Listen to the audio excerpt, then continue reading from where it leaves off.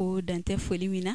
ka fo ye kunyo ko emission mandi ni o damina to Zikiri Waati MaliKunafoni poinete ale jabaranika kan bogo omunu male malikono maliko ka ambo fu ko wale nyuando o ko chesiri ani badina anti senge fiu ko ofu omunu man lage wati be na ante ke fushi donc o fu ako o wale nyuando na ayo akan bako bi ananga bilibili do nyomulu kanu gani waro bitent na gaba shemi na bidese yora mo kan matrice dona folo me bi obna e dona bi okay kan bako antna kuma janya ko me anga bilibili ba mulu si jokono bi ami kuma tengwala aka yere fo oni oyi am se ka famiyel ko nyuma soro aka chuga amina salam alaikum Dafe djai. Wa alaikum salam. Samako. Bachwete. Tarastila. Alhamdulillah. Si. Ifane. Si. Okay, ibise ki yere fo ana fleli bako ibise ka famiyel ko nyuma sori ka chugum. Nala sona. Wala yananga dokuma kono. Amba fo Allahumma salli ala sayyidina Muhammad.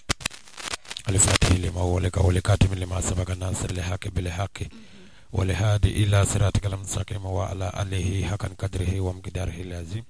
ربي اشرح لي صدري ويسر لي أمري واحلل عقدة من لساني يفقهوا قولي ansolengo kiraka bari tangani ne kabo shitana makaba anya damne ne kirai na solila kiraka akanga anga soli anga belebelega asiri Sheriff Usman Madani Haidara Allahumma salli ala Sayyidi Sheriff Usman Madani Haidara. Janeba ambido baro kono ka kanumbaga befo ani Allah jebaga be klubana ne togo ye dance na Samake mais o ba fo snebli doko Dafe djai Zikiri Dafe djai alhamdulillah mfa oye Abubakar Samake ko ba fo ma furaba mba oye Mariam Kamarai ne alaka je inshallah ka bo jitimu kan bago anyo fonyena na la sona aw boraka isisa Dafe djai aya yere foyi mais sangatani kuma yoroja Dafe djai ori soro la chugo jime feta jeya wa ou bien to ko di yele mana ko koyi bo Dafe djai ni bon am se ga fo asoro la djai de fe voilà bari pour le moment ne se ga fo ne finade nte alisa djai do bilo awo bari anga click oro bolu tiara okay donc i wado ne klimundi fi madola mano note voilà donc Dafe djai soro la djai fe bon mo ko ba fo de Dafe donc nere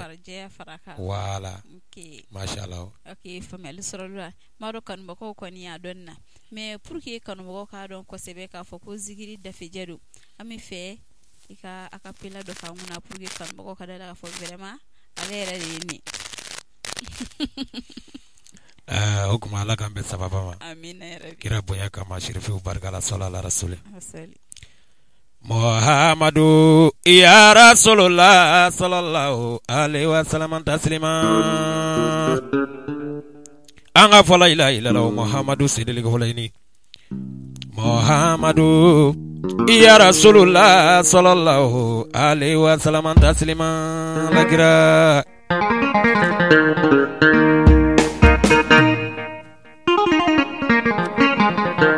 Usmani Haidara ni cheuta kilimi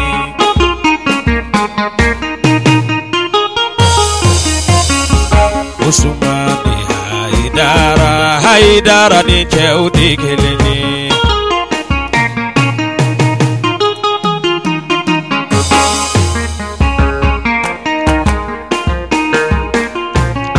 Asidi shirifiga Badini cheuti kelini Nene ko ini cheuti kelini Madani de ini cheuti kelini Ini cheumanga Basidande ini cheuti kelini Ini cheumanga Makoroba de ini cheuti kelini Tani bafune tufuru la bani mima Bafune sumana amidu ga usama dongodo alaga hinne bafunena tanti ajara tu furuge ni tani Fatima furu cheweliga tani Aisha furuge tani Alima furu cheweli asidi shirifige haidara ni chew mangamlo haidarala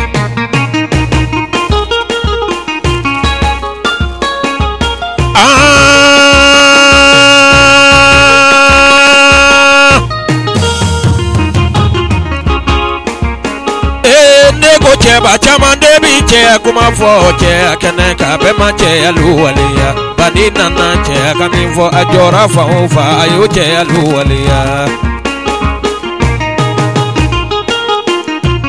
okoso ne ko ini chelu manga ake walela ini chelu manga dusu buni mana haidara ni cheu manga aiga chesiri baralango wili bali ni chelu manga kajoka kuma nego yani nobi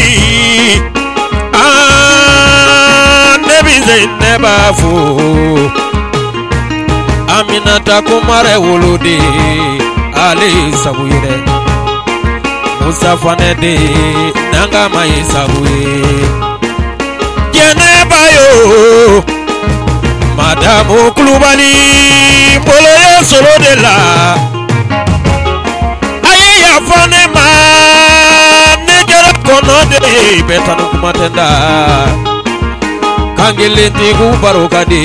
Nejora Neko Maliba Emission Canadeka Maliba FM TV Baby alu de fune abi baramina nego alaka usara ni ne chasiri mini alaka na unimi sani na nye ani lahara alaka ke alijene saraide asidi shirifi banini cheluma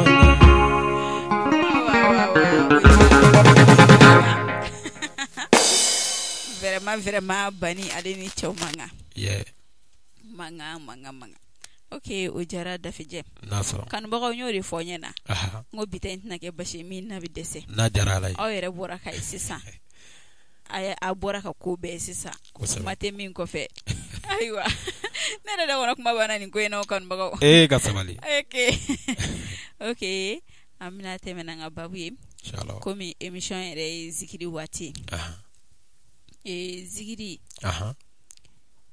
Zikiri koro jumendi. Zikiri koro. Bon, pour le moment, baby ta voilà. Oh, mais on be min do ala. Oui. Ala kosuma. Mais zikiri qualité kacha. Ya fam. Bari buruda be. Majamoni. Ya fam. Bon, mais niko zikiri oye inafo kofoli mais ni yake zikiri lahi oye ka ala kofo ya fam ni ala kaje. Okay, fami alikuwa nyuma sorolola au meka na nai ka daka ke dongli foga piano be kala tanto munene na no fanai. Oh, bon, kanani aye ka piano do ala follow an me zikiri da bidoni jidunu gitafle ambo deke o me an yere nana ye kanumbago ni tara do ka kenaka o ba fo itina ni gonu fola be kana ni piano fola e donc we zikiri dala chaman do piano foni guitar fola bo fo ambi yoro mina bi orchestre yere donala o me abe kanumbago ka sirade bari mogo mi ikanu na ko ika feminke ibodeke iba mando made yae okay na la kaje. Okay, family ko nyuma sorolola komi iyere afo muni danfara do folota ani santa nuche ikoko kanu baga ko doyi ko sabe sisa follow akumige chugo mina munye abula kana kenye yuse ko do fana fanya na difference mimi ani follow ta fana chetuku bon différence min bɛ u cɛ dɔrɔn ne bɛ se k'a fɔ dɔrɔn o ye orchestre ko dɔrɔn de n'o tɛ différence foyi tɛ ani fɔlɔ ta cɛ fo n'a kɛra rythme changeli dɔrɔn ye voilà. Ok, i n'a fɔ an bɛ waati min na i ko bi fɔlɔ minnu tun b'a da olu bɛ yen nɔ halisa kosɛbɛ mais aw kɛlen k'a changer ka ninnu don a la olu ma fɛn fɔ a bon an bɛ wagati min na i ko sisan maa dɔw bɛ yen nɔ olu ye dɔw fɔ bari dɔw b'a fɔ ko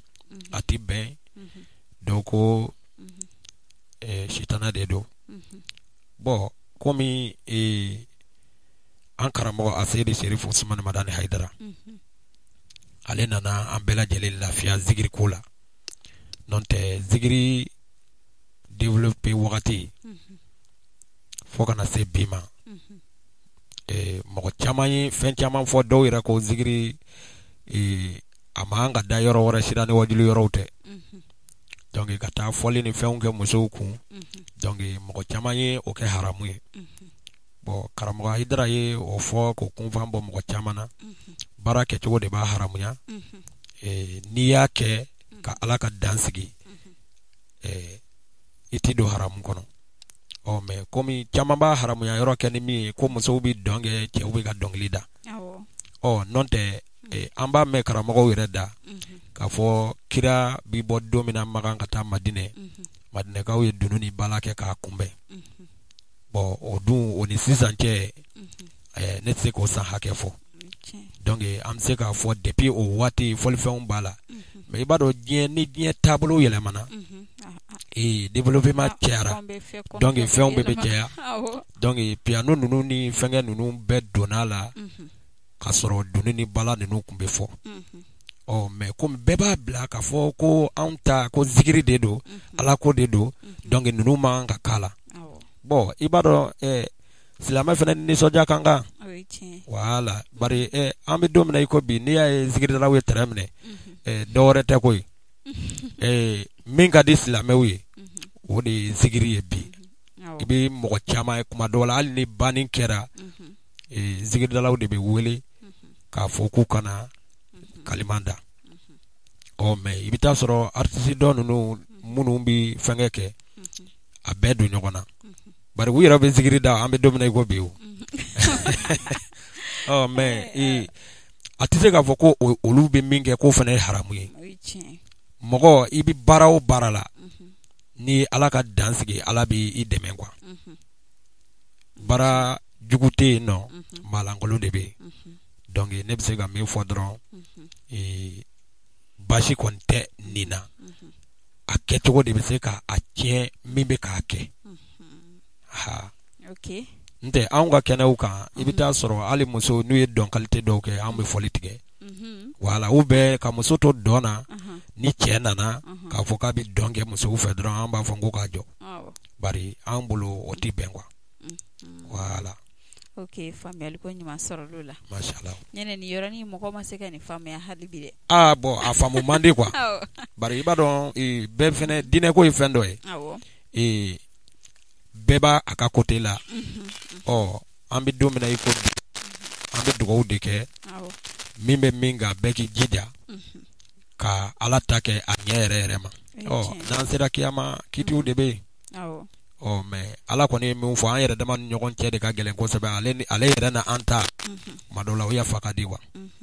voilà. Ok, kuma na mashallah hali bi Ala ka ko tɔ bɛ nɔgɔya amina ya rabi Ala ka an yɛrɛ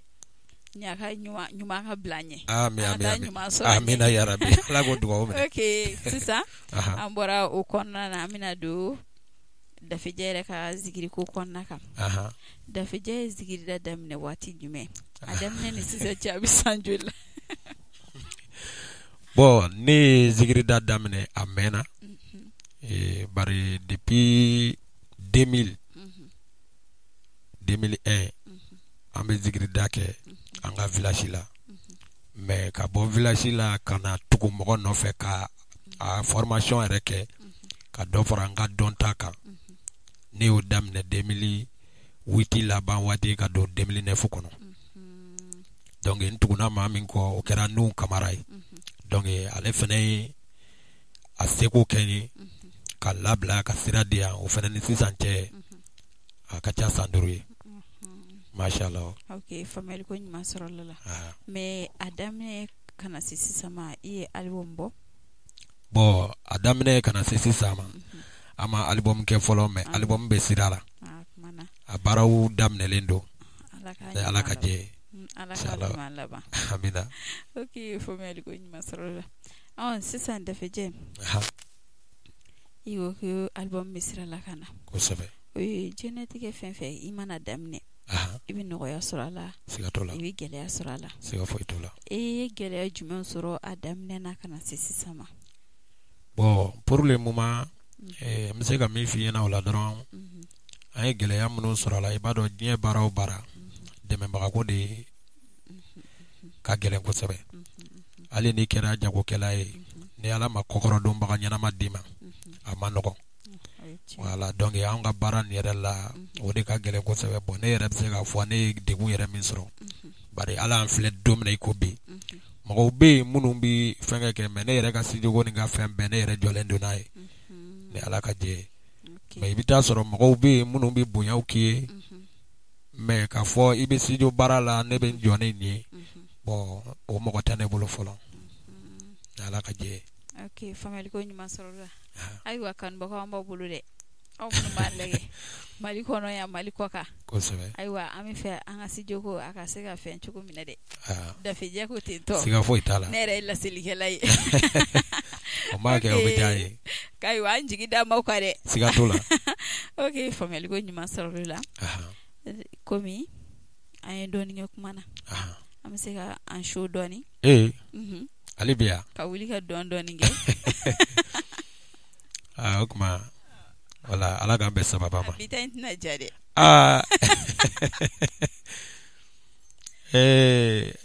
wala ala k'an bɛn sababa ma kira bonya kama sallallahu alaihi wasallam. Silamɛdenw salamu alaikum ala silamɛ jama.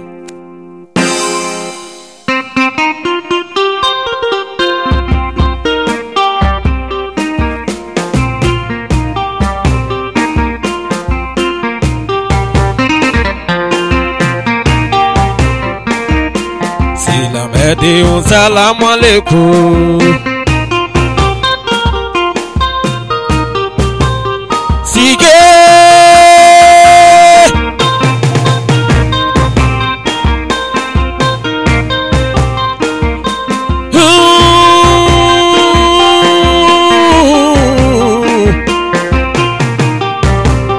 mumini cɛ ni muso assalamu alaikum wala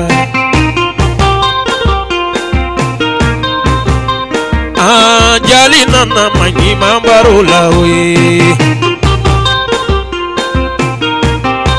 jamala ila mamadu rasulullah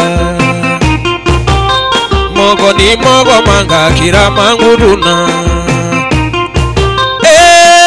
ukone jale jali ngara yena di jali yenga mena dunga ungone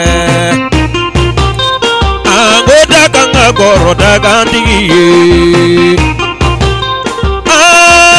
sebi masala ala kange jali ngara jali ya oti ko juguye nega tubu malangolona wali kata malangolona oti ala noye oyenge wale ala ngone di mazitano ke wale tigugone aundi mazitano bisugo digigo anyani da haidarala madani de banina masidan de banina banigera dina digiye kadina de mefama alaye sayidi sherifu assalamu alaikum banini chelu manga ni dine barala nebi mi ba jamaluye emission maliba efremuye maliba kunafoni aluma nega barome emission maliba kunafoni jama kuluyo komi ko madame tigi Zainabayo Fanela Anangamayo Igi bolo wili de Ngolebu mayengo Belebelela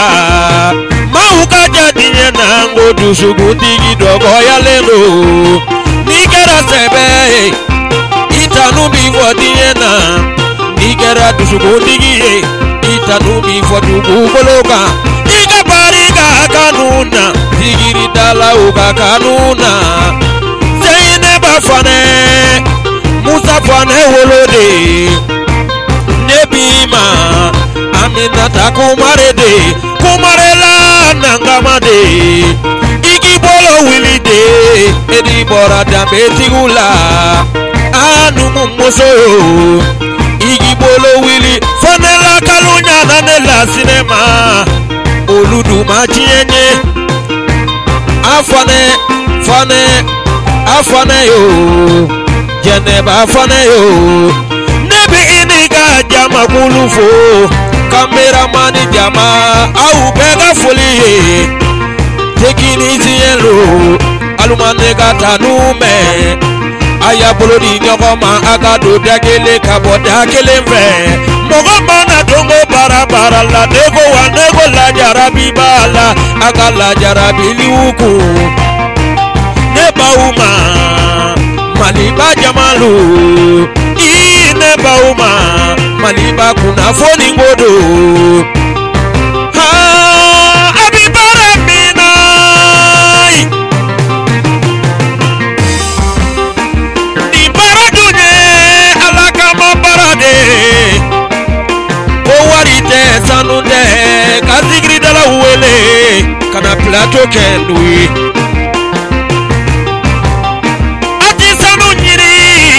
Wari nini Zainaba fane Yedin fola kera numundenu makorobode Fakoli kumani fakoli daba Habla ururu blalu faryana Hey Nekami fakoli ziuma Lemute alulade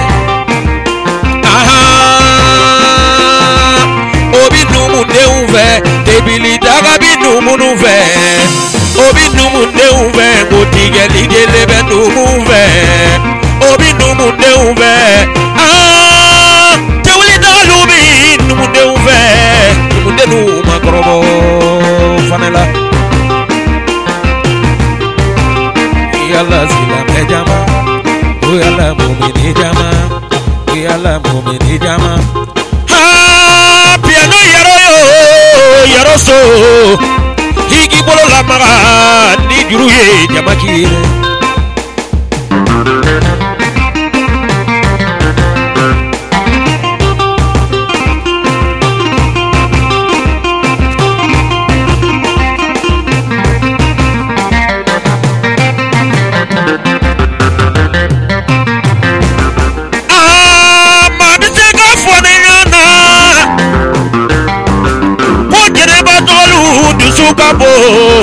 Wali maubi keleke neti sozoli kila Meni ya fwaya na kwa jeneba toka ya hashiri Mafo uya kuma jeneba toka ti hashiri de Ni jelima ni ado ni niso ni ado Mbobi jeneba toka lula de Adusu gundigi Jeneba dusu gundigi Fana laka uwa sarani Iki bolo wili libutila Sila mejama Assalamu alaikum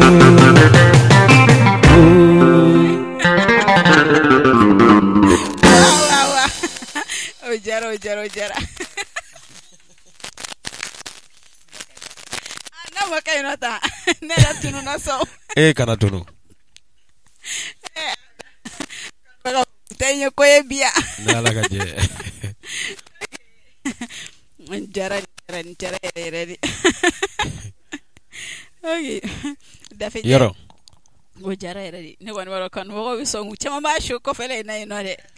chama mi dibile no ne baro chama mi so ngi show de e mai do bol la kadu me min kera erelide sa barakala to toko na me klamo lu to di yoro de bi di lawa na man show la na Lassana MaliKunafoni be show ke na Lassana okay David komi ye do fi ga gele o ka ko gele bi yoro no ko ya bi no ko sebe no ko ya mun ke ramsi hulu do bon alhamdulillah problème ma am yoro mina de membagaw yu sego ke bari jonda ise quoi mimbi keme fladi mimbi bakelendi mimbi million eradi jonda ise ko mogodo ye andeme ka bafulu nyini ka di ama problème ma anti biden lui an yɛrɛ bɛ baara kɛ ni an ka minɛ ala ni kanubaw sababu bon nin baara nin fɛnɛ na an karamɔgɔ usase mariko samɛ kulu la an b'a fo ale de ye ne sɔn dugukolo la sherifiw ka anniversaire kɛnɛ kan donc o kɛra datigɛ ye depuis a kɛra dugukolo ko ɲama fɛnɛ fi fara Keyitalakaw ye dɔ di Sidantu Keyita Jikɔrɔni ni ka fara Fatumata Kalapo kan Kalabankoro bon o n'a ɲɔgɔnna caman maa caman ye layidu fɛnɛ caman ta komi ni fɛn ma kɛ kuma dɔw la k'a fɔ a ma nɔgɔn i b'a tigi bila ko dɔ la ka sɔrɔ a ma an ka bilo la donc an b'a fɔ minnu ye layidu fɛnɛ ta ala ka tɛmɛliw nɔgɔya mashallah ala ka dugaw bɛɛ lajɛlen hali bi ala ka hɛrɛ baden na kɔfɛ amina ya rabbi dugukolo dira ala ka mɔgɔ na minnu b'a jɔ fana k'a kɛ étage ye k'a di ma amina ya rabbi ala ka teliya ok ka dɔ di yɛrɛ fɛnɛ ma a caman amina ya rabbi na yɛrɛ k'o dante na ok faamuyali sɔrɔ la Dafe djai i ni zikiridala tɔw aw bɛ jɛ a bɛ baara kɛ ɲɔgɔn fɛ oui bon ani zikiridala tɔw bɛ jɛ ka baara kɛ ɲɔgɔn fɛ bari a bɛ ɲɔgɔn ka kungow kɛ wa hali n'o tɛ ni ne bɛ sumu na ni zikiridala min ye n wele k'a fɔ n bɛ yɔrɔ min na min ka yɔrɔ f'i ɲɛna i bɛ taa an b'a kɛ ɲɔgɔn fɛ ka diya ni ala ka jɛ ni min garijɛgɛ ye min ye i bɛ na n'o so awɔ ala k'o kan bɛn amina ya rabbi ala k'o kan bɛn i yɛrɛ kumana karamɔgɔ ko kan i ko i karamɔgɔ ye n'o kamara ye kosɛbɛ sami waati min i ko bi kalandenw b'i yɛrɛ bolo kosɛbɛ caman i yɛrɛ danbula bi ne Dafe djai ma se ka nin kɛ bi ne ka kalandenw bɛ yen nɔ mun bɛ se ka kɛ ka tɛmɛ ne Dafe djai yɛrɛ kan siga t'o la mana ala k'i n'u kan bɛn amina ya rabbi ala k'i n'u kan bɛn amina ya rabbi Dafe djai delila ka voyager ka taa kɔkannaw na hali Mali kɔnɔna yɛrɛ b'a la ka taa zikiri da kɛ oui bon Mali région caman bɛ yen ne yɛrɛ sen jɔla caman na ka taa zikiri da i n'a fɔ Sikaso b'o la Kaye b'o la Moti yɛrɛ b'o la bon ani Kulukoro yɔrɔ caman quoi komi a bɛɛ tɛ kunkolo la dɔw yɛrɛ tɔgɔ i m'a ye ni ala ka jɛ ni ala sɔnna nin baara nin kɔni sira kan an bɔra ka taa Mali région caman na mais an kɔni ma taa kɔfɛ zikirida sira kan fɔlɔ ni ala ka jɛ ok mana kanubagaw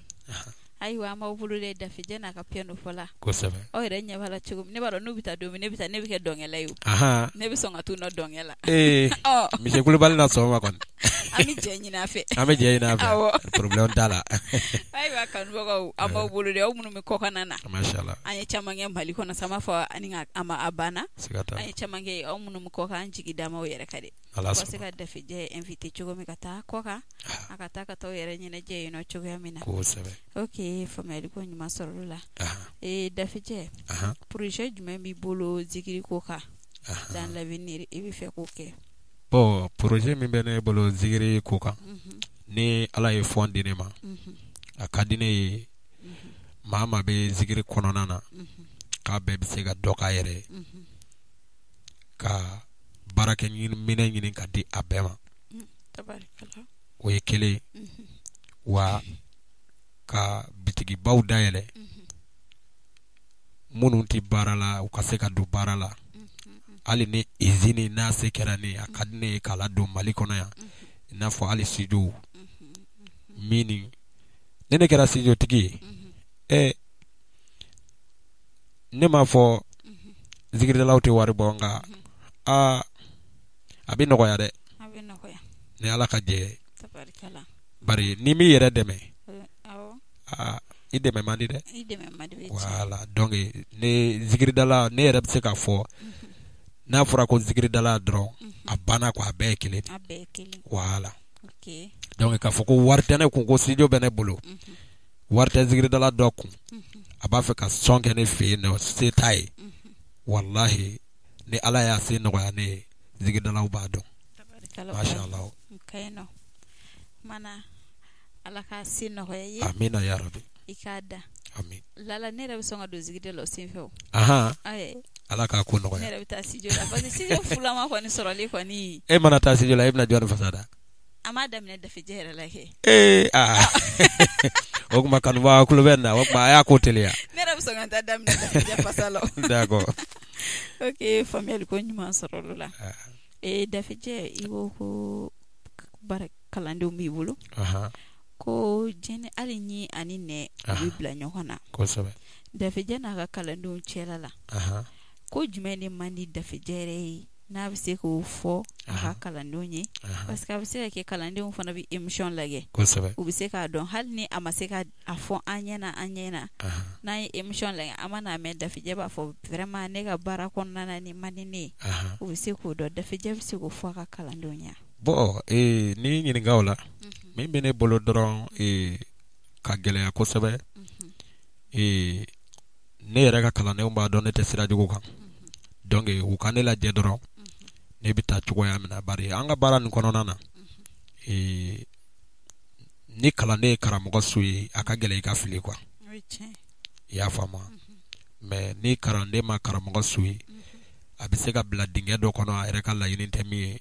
ou bien a somɔgɔw ka laɲini tɛ min ye donc ne bɛ se ka kangari min da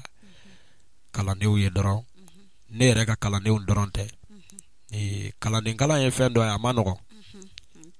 n'i kɛra kalanden i bɛ jɛn n'a bɛɛ ye quoi i y'a faamu n'i jɛnna n'a bɛɛ ye a bɛɛ ka k'i la a bɛɛ ka fɔ i ma don dɔw fɛnɛ na i mago bɛ min na i ka laɲini sɔrɔ quoi mais kalanden caman bɛ yen bi u bɛ na ni nata sira de ye ni nata ma fa dɔrɔn u bɛ décourager donc diɲɛ baara o baara hali n'i kɛra mécanicien ye n'i bɛ k'a kalan apprenti fɔ i ka sabali quoi k'i ɲɛ bɔ nafolo la k'i ɲɛ bɔ ɲɛmɔgɔ ka sɔrɔtaw la ni e ɲɛ ye o ye dɔrɔn e kan ka baara min kalan i tɛ se k'a dɔn quoi i y'a faamu ni ɲɛ b'o la ni e labilala i yɛrɛ don min na i yɛrɛ fana y'i ka projet de ye o voilà donc ni kalanden min y'o faamu dɔrɔn a bɛ lafiya quoi ni ala ka jɛ ye faamuyali ko ɲuman sɔrɔ olu la komi émission bɛ ka se a kuncɛli yɔrɔ ma Dafe djai ye furu kɛ kosɛbɛ musow bɛ yen denw bɛ yen nɔ siga t'o la ok kumana Dafe djai ka plan préféré jumɛn ye n'a taara so ka taa sɔrɔ madame y'o dilan dɔrɔn ayiwa hali tɛgɛ ko ti ma sɔrɔ o la bon i b'a dɔn ne yɛrɛ filɛ dumuni ko la min ka di ne yɛrɛ ye n'an taara n'a ma kunda n'a fila dɔrɔn de bɛ o de ka di ne ye o ye jumɛn ye tamati na ani sagasaga ani sagasaga o de ka di ne ye kosɛbɛ i y'a ye o kɔni o ye o sira ye bon n'a bɔra o la n'i ye seri labɛn hali n'i ma sukaro k'a la non a banna i b'a dɔn seri filɛ nin ye mɔgɔ caman bɛ seri labɛn k'a dilan ka sukaro ni nɔnɔw k'a la i tɛ seri ja bɔ o la quoi bari e bɛ seri min sukaro ni nɔnɔ ninnu ja de kama mais seri yɛrɛ nafa ye min ye i t'o sɔrɔ a la quoi a bɛ tila ka kɛ kɔlɔlɔ wɛrɛ ye i farikolo la i ma sigi ni min ye voilà a kuma dan do sa i y'a ye a kuma tɛ nin kɔfɛ tuguni ok Dafe djai o faamuyala mashallah folikan bɛ Dafe djai bolo Dafe djai bɛ se k'o kɛ a kanubagaw ye n'a ye folikan kɛ a bɛ se ka kɛ sababu man dɔgɔ a bɛ numéro di kanubagaw bɛ se ka numéro ta cogoya min na dɔ bɛ se ka kɛ jamana o bɛ se ka dɛmɛ don a ma kosɛbɛ an bɛ numéro di o la an bɛ sɔrɔ ka an show ka sɔrɔ ka kuku kɛ ok ola an bɛ foli kɛ kanubaga bɛɛ lajɛlen fɛn fɛn bɛ ka an filɛ nin wagati in na jamana kɔnɔ jamana kɔ kan an ka foli bɛ bɛɛ ye mɔgɔ mɔgɔ ye an ka fɛn an bɛ bɛɛ fo donc k'u bɛɛ n'u cɛ u yɛrɛ ye an bɛ kanubagaw de ye ka tila ka foli kɛ an ka jamana ɲɛmɔgɔw ye ka foli ta ka di u ma ale bɛ k'u ka cɛsiriw ta Mali bɛ dingɛ min kɔnɔ maa wɛrɛ ka dingɛ tɛ an yɛrɛw de don donc ni an wulila ka an jɔ an yɛrɛ Mali a bɛ bɔ dingɛ kɔnɔ donc maa si tɛna an faso ni dilan ka di an ma n'an yɛrɛw tɛ malidenw an ka jɛ an k'an bolo di ɲɔgɔn ma ka kɛ kelen an ka jɔyɔrɔ ɲini an ka jɛ o kɔ an ka kɛ an ye bari ni ko kɛra ne ye dɔrɔn o de bɛna fɛn caman tiɲɛ mais n'i ye a kɛ an ye donc a ka ca Ala fɛ an ka laɲini bɛ sabati donc diinɛ ɲɛmɔgɔw sen b'o la bari jamana ye o fila de diinɛ ɲɛmɔgɔw ani politique mɔgɔw donc n'olu ye kɛ ka jɛ ka o kan kɛ kelen an bɛ min laɲini a bɛ sabati Mali in na donc an bɛ dugawu fana kɛ an ka tunkarankew ye Ala k'u ɲuman segin an ka nord la minnu fana tora kɛlɛyɔrɔ la yarabi Ala ka alijinɛ nɔgɔya n'u ye Ala ka somɔgɔw fana dusu suma jamana kɛlɛ Ala k'a ban pewu k'an ka laɲiniw sabati ka maliden bɛɛ kɛ kelen kira bonya kama sirifiw barika la sɔli ala rasul. Ok, famille ko ɲuman sɔrɔ la sisan an bɛ se ka numéro di mɔgɔw bɛ numéro sɔrɔ cogo min na n'a kɔngɔra dɔrɔn Dafe b'a ta komi n'i ko ka numéro di an n'o di n'o tɛ ne yɛrɛ bolo numéro ye e ye kaban déjà n'Ala sɔnna bon ni kanubaga min mago bɛ an ka téléphone numéro la o ye 76 24 00 13 76 24 00 13 74 24 fufu 17 Malitel ni Orange a bɛɛ ye kelen n'i ye nin kɔri dɔrɔn a ka ca Ala fɛ i n'an bɛ ɲɔgɔn sɔrɔ mashallah kuma famille ko ɲuman sɔrɔ lo sisan kanubagaw ayiwa ni ye Dafe djai ka numéro ye Ala sɔnna an tɛ fɛ ayiwa dɛ numéro in ka ta dɔrɔn a ka sina ayiwa a ko ka teliya ten ok famille ko ɲuman sɔrɔ la sisan Dafe an b'an show sɔrɔ ka bayi kɛ zen ta tɛna nɔgɔya dɛ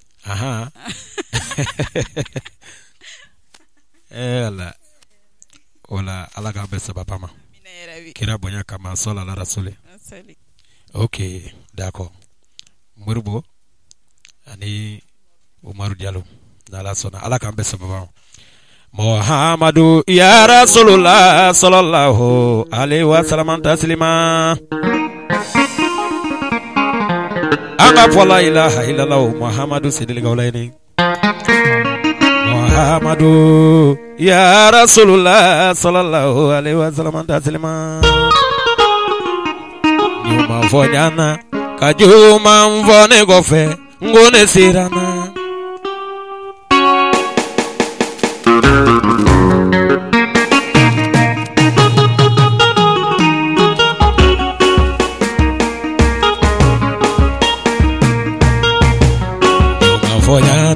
Kajuma umvane gofe ngone sirana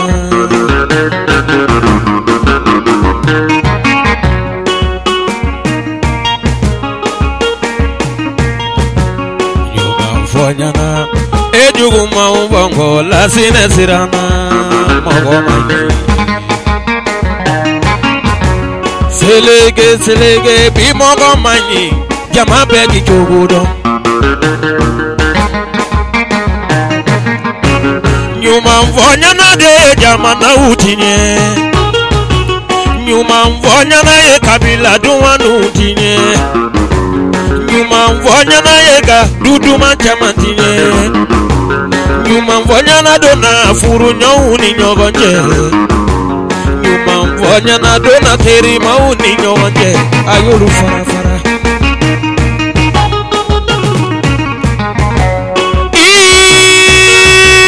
MaliKunafoni ajaman ba welela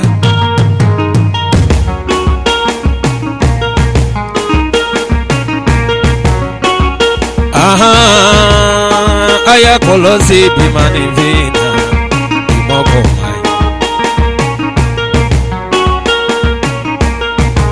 bimani vindu mi boli ninga do igande niyele muguye amana sagu sorode abita ga jugu maufo Zainabe fonne igi kolosi abi mogo manyi mori boyo igi kolosi adama denena sambaratigi nebu mainde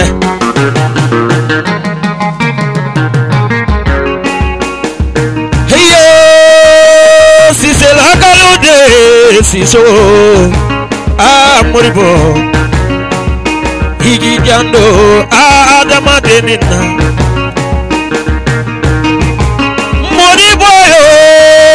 moribo ke amago de boyani jana che amago bi ke wale de la ke wale ni mami maula auga Allah tanunga barikada Umaru Jalo mi foli de ke yi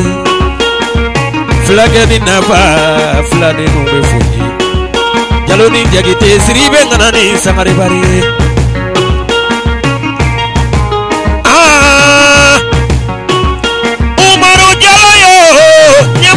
Didila manivibema Nikera nyamae baranya nyamae Ibi alafuka ala barigada Ibi bege kelenge Obadiare Nyuma mvonya na dona takisi manu nabi Nyuma mvonya na dona gabubuda monsolula Nyuma mvonya na dona dutigilu labe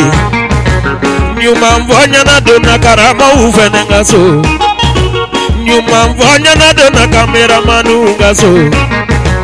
Nyuma mvonya na dona tegini jelu ngaso Maliba kunafoni yo Kunebi halu defo kalu wali nyimando Alibi midwa uke awe Amago bi heremina nye anilahara alaga noya nawi Abi hamindoro minuna alaka na ukishi Bemanga mogolu manga Alaka usarani hakili ni maimere Zainaba fane numunde unga Zainabu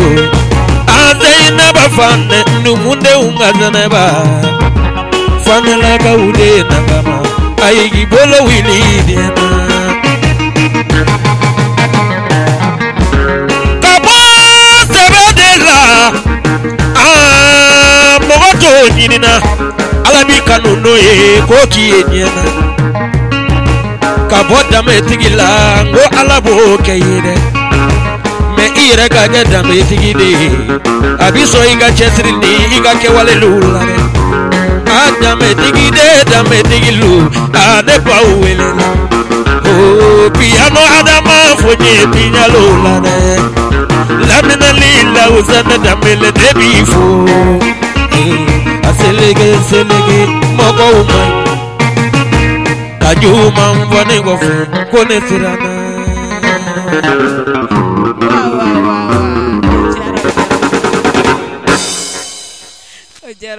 Jara. Okay. Kan waka nyofo ayo. Oyere boraka besa kuma timin kofe. Yeah. Okay, Dafe djai. Ajaranyi. Mashallah. Abenama. Nalasona. Nana wili lame ami fo dante fo limina. Amina. Anga fo koni ngake ko damne. Ninga na kala bai. Mashallah. Ka wili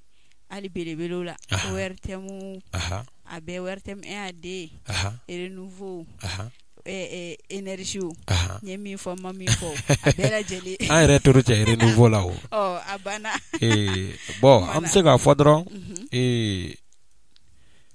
fengen be no tv fengen be no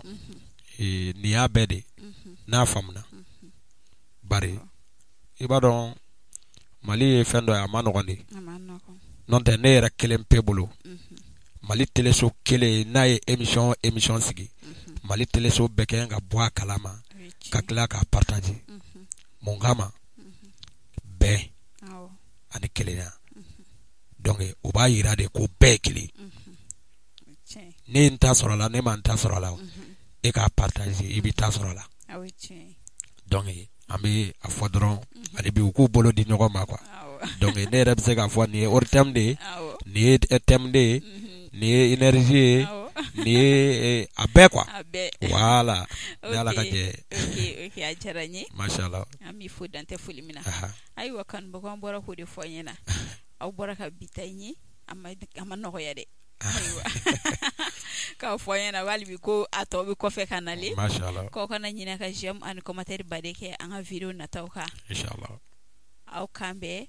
wagati wɛrɛ